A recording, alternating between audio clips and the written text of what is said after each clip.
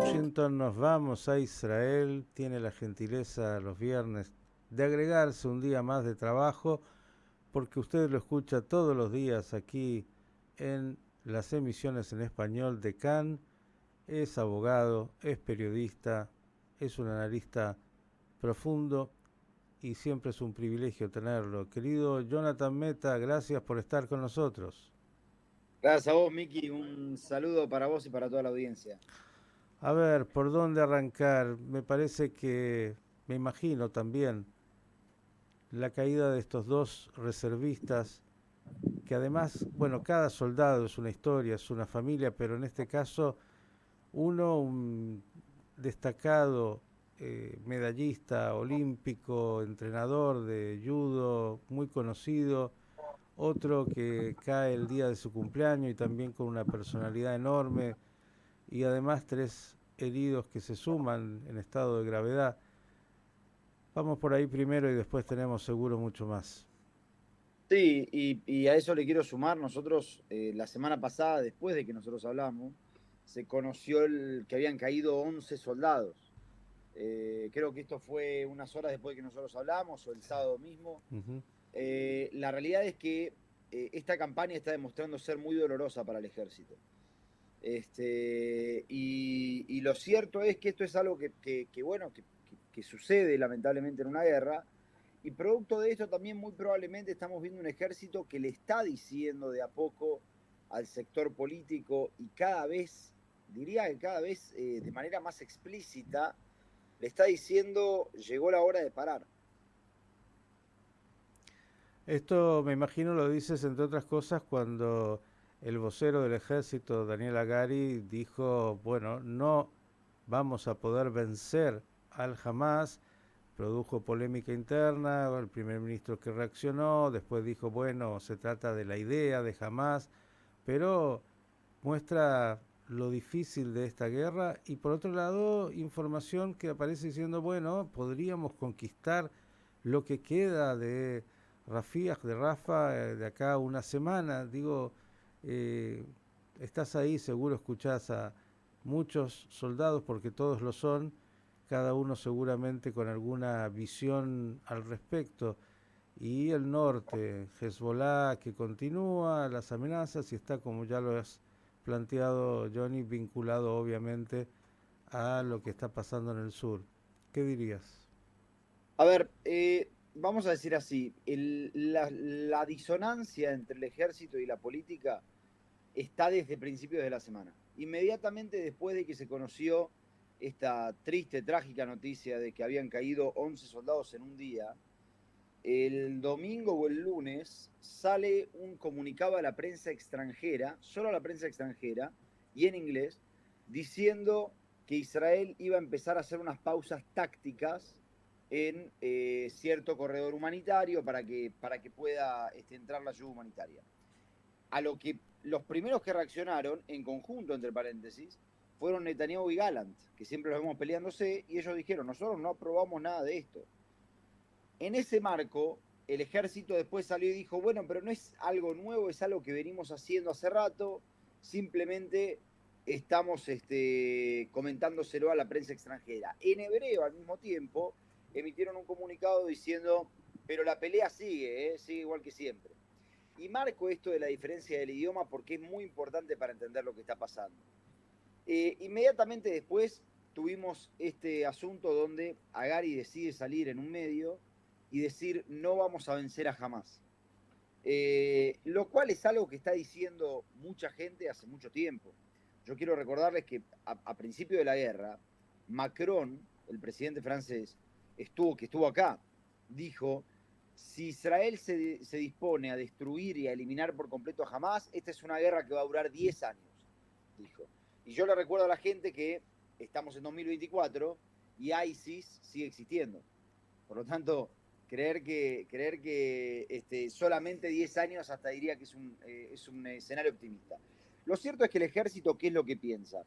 A ver, según lo que yo pude hablar con gente del ejército, lo que ellos te dicen es, en 1 o 2 semanas más, la operación en Rafa se terminó. No hay más nada para hacer. En los números que dan desde el ejército, que ellos consideran números exitosos, es que habrían caído en un escenario optimista 14.000 terroristas de Hamas y en un escenario menos optimista, esto digo, a final de la situación de Rafah, ¿no? O sea, en 1 o 2 semanas más. Entre 10.000 y 14.000 terroristas de Hamas.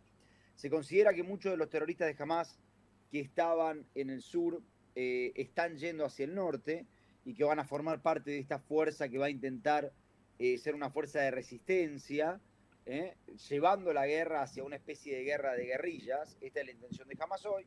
Y si nosotros tenemos en cuenta que, según lo que se hablaba antes, Hamas tenía alrededor de 30.000 militantes, 30.000 soldados, bueno, estamos hablando de que casi la mitad ya fue eliminada por el Estado de Israel. Entonces, ¿qué es lo que pasa? El ejército dice, en 2 semanas vamos a tener control completo de lo que se llama el corredor Filadelfia, control completo de Rafah, del cruce de Rafah, y control en los términos de lo que sucede en el norte y en el centro de Gaza, y por lo tanto podríamos empezar a hacer lo que se llama fase 3. En el ejército dividen esta guerra en 3 fases. La fase 1 es cuando hay bombardeos desde aviones, la fase 2 es el ingreso masivo de tropas, la fase 3 es ingresos estratégicos en determinados puntos para eliminar a esta resistencia que te explicaba antes. Lo que dicen ellos es ahora podemos pasar a una fase 3 y para eso, dice, podríamos liberar a muchos reservistas y empezar una especie de transición, esto es lo que quiere el ejército, a otra organización que se haga cargo de Gaza. La pregunta es qué decisión va a tomar el gobierno. Muy probablemente a raíz de esto nosotros no veamos, lamentablemente voy a decir, avances en un acuerdo para un alto al fuego y el retorno de los secuestrados dentro de las próximas 2 semanas. Muy probablemente esto no suceda. Y es una lástima porque ayer, si no me equivoco, fue el Wall Street Journal, comunicó que quedaban solamente 50 secuestrados vivos. Algo que Israel todavía no confirmó, pero voy a decir que la información que nos llega a través de varios informes es que esto es cierto. Por lo tanto, estamos hablando de una tragedia, de algo que lamentablemente no se entiende si el gobierno está esperando a que, por más que suene muy feo lo que voy a decir, el problema se resuelva por sí solo, porque pareciera ser que están haciendo tiempo. Y Netanyahu, a nivel político, esta semana tuvo una semana muy movida, donde se peleó. Netanyahu tuvo problemas con el ejército, como ya acabo de explicar. Tuvo problemas con su coalición. Esto es por 2 leyes. Es muy interno el tema. Hay una ley que se llama la ley de los rabinos. Voy a decirlo muy rápido. Básicamente, la ley de los rabinos busca que el Estado nacional sea el que nombra a los rabinos de las ciudades. Por lo tanto, si una ciudad quiere ser más laica, más conservadora, más reformista, no importa porque el que elige va a ser siempre el Estado nacional. Entonces, la ley de los rabinos iba a votarse y se sacó del orden del día. Eso enojó a los ortodoxos. Ari Ederi le dijo a Netanyahu, no controlás a tu partido. Y de hecho le dijo, no tenés 35 miembros del Parlamento, tenés 35 facciones, le dijo Deri. Ben Gvir discutió con Netanyahu también, en el medio, donde Netanyahu lo acusó explícitamente de ser el que filtra todos los secretos del gabinete de guerra.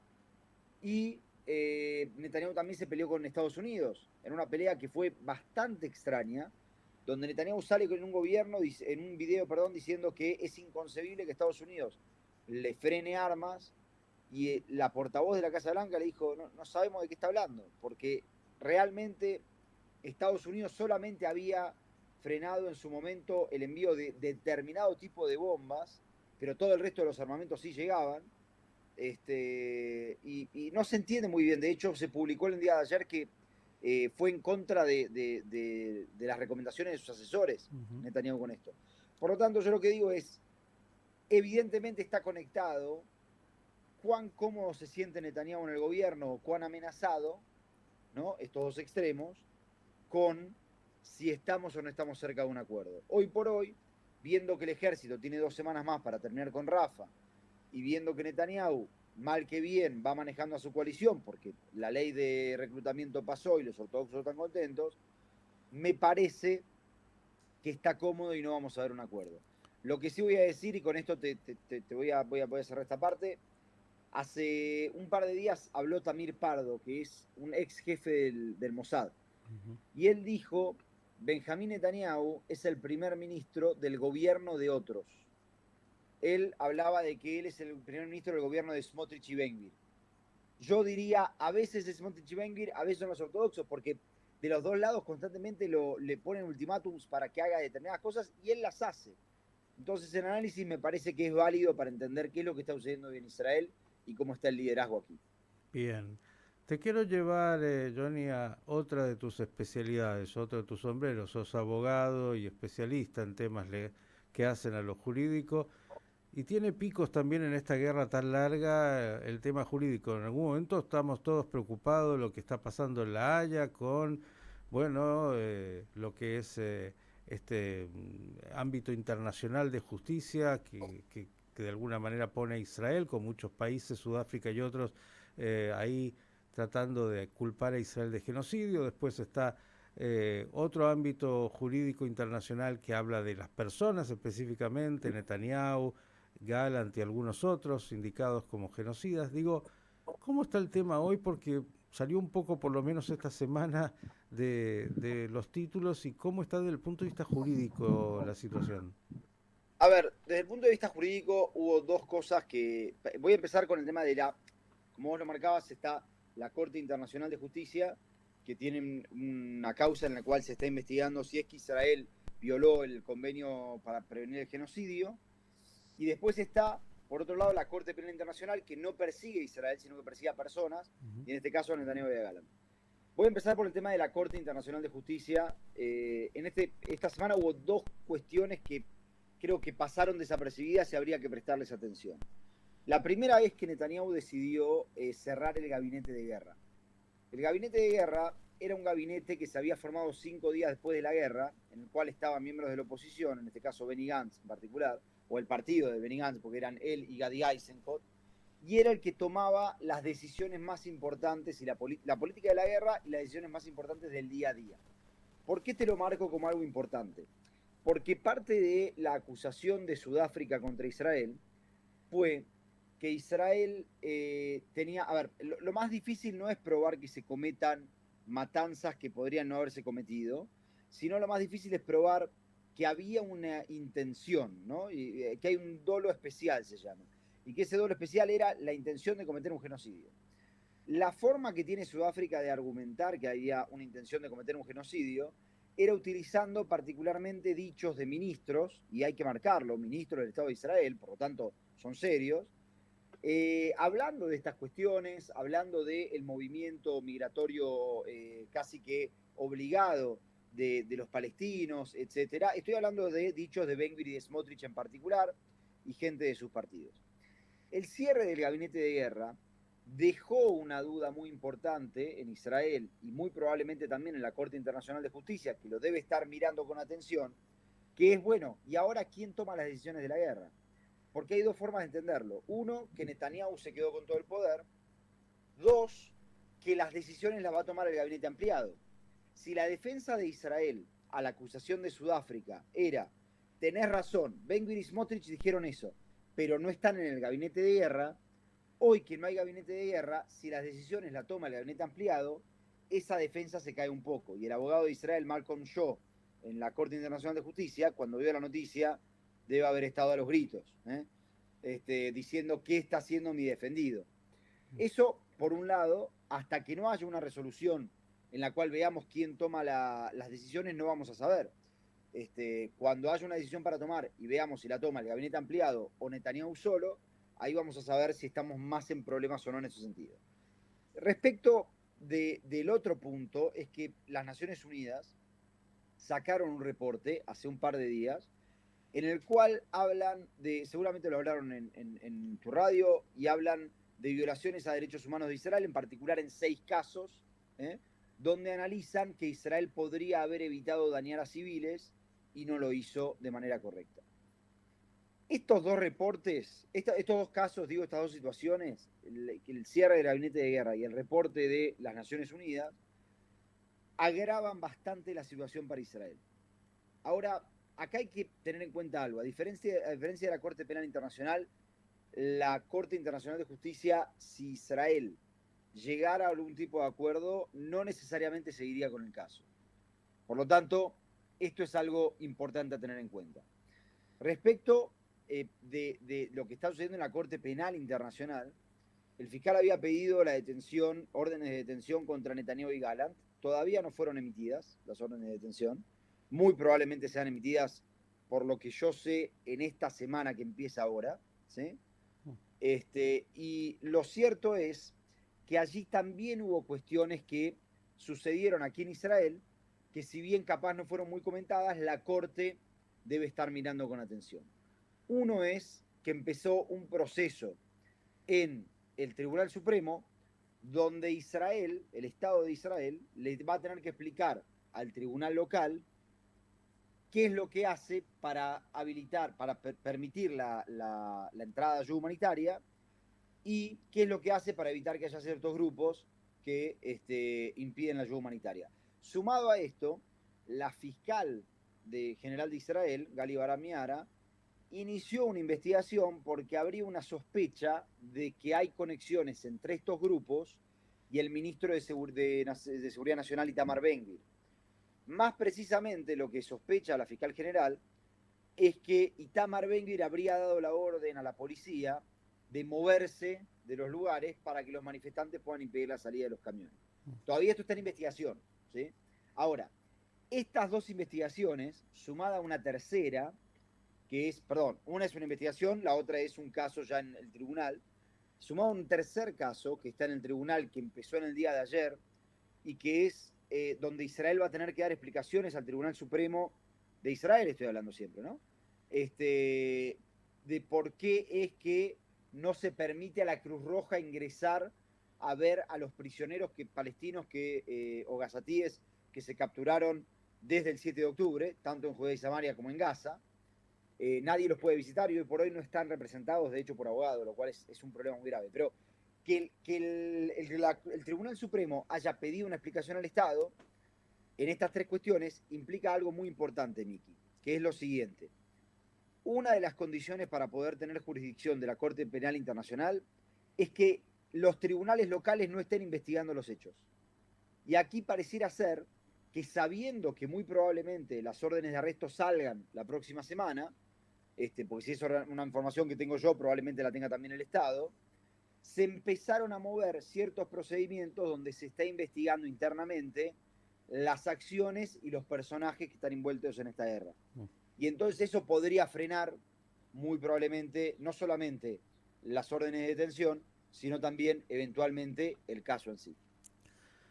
El aspecto jurídico vinculado, claro, a lo jurídico y a lo político y a la guerra y a todo esto que está aconteciendo hace ya casi 9 meses y que, claro, es tan doloroso y tan complejo. Si le agregamos un poquito a Hezbollah y las últimas declaraciones, incluso internas de Israel, de algunos importantes referentes que dicen no estamos en condiciones de ir a una guerra abierta con Hezbollah, y Hezbollah que toma el guante y dice nosotros no tenemos inconveniente, por decirlo así, y estamos preparados incluso para conquistar territorio israelí en el Galil. ¿Qué cosa? Otro frente más que obviamente está vinculado al todo. Sí, Israel, a ver, lo que está sucediendo en el norte es muy importante verlo de dos formas. Primero, los ataques de Hezbollah esta semana bajaron bastante y bajaron por dos razones. Una es porque fue una festividad, la fiesta del sacrificio se llama, de los musulmanes durante los primeros 3 días de la semana, domingo, lunes y martes. Pero por otro lado, estuvo Amos Hochstein aquí en Israel y en el sur del Líbano, y se intentó llegar a una especie de situación un poquito más tranquila para ver si se puede negociar una salida. Estados Unidos está intentando con todas sus fuerzas negociar una salida diplomática a lo que está sucediendo en el norte de Israel, que no haya una escalada. Hoy Egipto se dio a conocer que Egipto también está mandando sus enviados al sur del Líbano, ¿eh? Para ver de organizar, de ordenar este problema políticamente. Acá hay que tener en cuenta una cosa.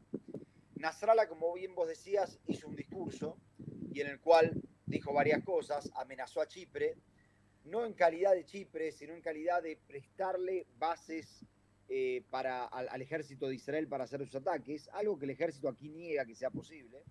¿Eh? Yo igual sí quiero recordar que Chipre, cuando empezó la guerra, Estados Unidos en particular, sacó un avión para sacar a sus ciudadanos. Argentina también hizo lo mismo, pero Estados Unidos lo sacó desde Chipre. Iba un barco desde Haifa a Chipre con los ciudadanos norteamericanos y desde allí volaban a Estados Unidos. Por lo tanto, a nivel humanitario, Chipre sí está involucrado, pero pareciera ser que a nivel militar no tanto. Pero de las palabras de Nasrallah hay que entender otra cosa, porque él también dijo algo muy importante. Él dijo, esta es la guerra de Hamás. Y decir que es la guerra de Hamás es dejar las cosas muy claras. Para Hezbollah, el objetivo es muy claro. La guerra está en Gaza, la guerra está en el sur, y nosotros le damos apoyo haciendo una especie de desgaste en el norte. Pero nosotros no vamos a hacer una entrada por tierra, nosotros no vamos a llevar esto a una guerra total. Lo que es cierto, y esto es muy importante, salió un informe esta semana del INSS, que es un Instituto de Seguridad Nacional aquí en Israel, un think tank, que es muy serio, tengo que decirlo, y quienes sacaron el informe son dos personas que estuvieron en el ejército y que también son muy conocidas aquí, que decían que en los últimos meses algo que notaron que subió mucho, y lo estuvimos viendo particularmente a Rafael Grossi, muy activo en esto, fue las posibilidades de Irán de llegar a una bomba nuclear. ¿Sí? O de llegar a un armamento, un arsenal nuclear, aunque sea mínimo, pero que exista. Por lo tanto, ahí lo que ellos decían era, nosotros sabemos que la postura de Irán al principio fue muy pasiva y que de hecho Irán, decían ellos, se sorprendió del ataque del 7 de octubre y no estaba coordinado con Hamas en ese ataque. Y después intentó seguir esto de la forma que lo estamos viendo hoy, que es el desgaste, etcétera. Pero lo que decían ellos es, hoy por hoy, vemos que la estrategia iraní cambió. ¿Cuál es la nueva estrategia iraní? La nueva estrategia iraní es continuar el desgaste en el norte, si es que tiene que haber una guerra, que haya una guerra, porque Hezbollah se creó en su momento y hoy sigue existiendo con un solo objetivo, que es distraer a las fuerzas de Occidente, particularmente a las israelíes, del plan nuclear iraní. Por lo tanto, este paper decía, y yo lo repito, en este sentido tiene que Israel entender las posibilidades de llegar a un fin de la guerra en el sur. Porque la guerra en el sur lo está distrayendo a Israel de lo que es su enemigo real. Lo que tiene que hacer Israel hoy por hoy es tranquilizar Gaza, es ver cómo puede ordenar esa situación, obviamente recuperar a los secuestrados que queden vivos, y armar una coalición internacional finalmente que incluya a Arabia Saudita, que incluya a Egipto, que incluya a Bahrein, que incluya a los Emiratos Árabes, que incluya a Qatar, obviamente Estados Unidos, Inglaterra y Francia, y dejar de pelearse con esos que son sus verdaderos aliados para lo que viene, que es realmente la gran amenaza que es Irán. Clarísimo, incluso no quiero agregar mucho, hoy hubo un episodio en Irán un tanto extraño que se está también investigando, ¿no? Exactamente, hoy hubo un episodio muy raro en Irán. Lo cierto es que, a ver, Israel no considera, nunca reconoce si es que forma parte de algún tipo de actividades o no, pero recordemos que acá pasó algo en los últimos días que también es importante entenderlo. Rusia y Corea del Norte firmaron un pacto estratégico, lo cual obliga a Occidente a moverse contra Irán y a moverse contra ciertos intereses. Yo insisto, me parece que Israel no termina de entender, y esto lo vemos, que la guerra entre Rusia y Ucrania y la guerra entre Israel e Irán, que es Israel y Gaza, es Israel e Irán, es una guerra que está muy conectada. Y si nosotros no entendemos eso, entonces me parece que el futuro no va a ser tan fácil para Israel. El tablero de la geopolítica, cómo se vincula y las complejidades del mismo, donde Israel está en el centro también, por decirlo así, o en primera línea de fuego. comenzó ahí el verano formalmente. Sé que ya antes habían tenido anticipos. ¿Cómo está el clima? La verdad es que está muy caluroso y voy a contarte algo muy gracioso. En el norte tenemos la amenaza de Hezbollah, en el sur tenemos la amenaza de Gaza, de Hamas, en el este tenemos la amenaza de Irán y en el oeste, en las costas, estamos llenos de aguavivas. Por lo tanto, este no es un verano muy fácil para Israel, pero bueno, hay todavía mucho. Quien es valiente todavía puede ir a la playa y disfrutar. La verdad es que el día hoy está muy lindo y nos ayuda a veces a olvidarnos un poco de toda la tragedia. Sin lugar a dudas. Johnny, agradecerte enormemente, desearte que tengas un Shabbat lo más tranquilo posible en épocas donde eso se ha perdido y que, bueno, pronto tengamos noticias distintas y que nos puedan permitir vislumbrar alguna luz al final del túnel, un túnel con tantos obstáculos y tanto dolor. Sí, esperemos tener que este Shabbat ilumine a nuestro liderazgo para que entienda que estos discursos belicistas no ayudan para tanto y que puedan retornar, aunque sea los 50 secuestrados vivos que quedan. Amén. Shabbat Shalom, gracias y hasta la próxima. Gracias a vos, Miki, chao, a vos y a toda tu audiencia. El doctor Jonathan Meta, abogado, periodista, analista. Vale la pena los viernes dedicar un tiempito más tranquilo, pero casi yo le diría una síntesis de la semana, más allá de los hechos puntuales, generalmente y hace ya demasiado muy dolorosos.